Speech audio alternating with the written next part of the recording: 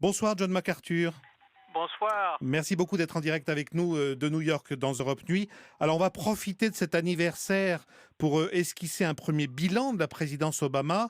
D'abord, avant de rentrer dans le détail, selon vous, que va-t-il rester de ces deux mandats si vous deviez me citer une réforme ou une décision emblématique? Il y aura bien sûr l'accord avec l'Iran, ce qui est très bien.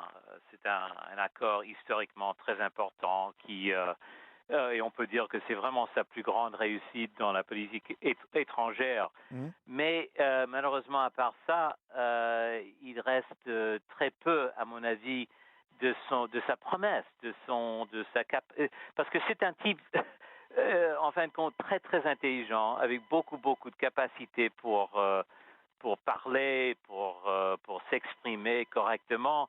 Alors, Mais en politique, il était finalement pas très fort. on va passer en revue justement quelques-unes de ses Oui. promesses. On sait qu'il avait fait un petit peu du projet Santé pour tous, l'un de ses chevaux de bataille de son premier mandat. Est-ce que vous diriez que c'est une réforme réussie qui va rester finalement? À mon avis, ça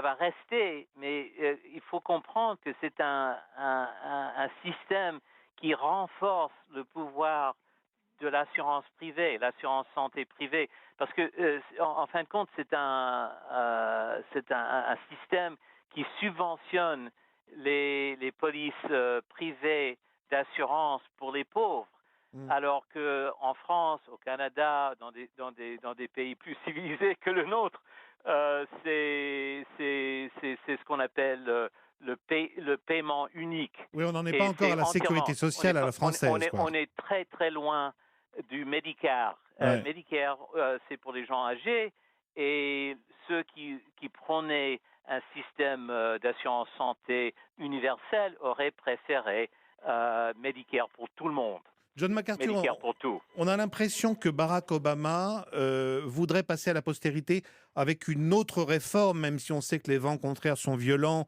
et qu'il a notamment ce fameux deuxième amendement de la Constitution, c'est la fameuse limitation du port d'armes par les citoyens. On en a beaucoup parlé ces derniers jours. Est-ce qu'il a une chance d'y arriver et de passer un peu en force dans l'année qui Pas lui du reste? Pas du tout, c'est un effort largement symbolique, parce qu'il sait très bien qu'avec avec le deuxième amendement de la Constitution, on peut vraiment pas faire grand-chose.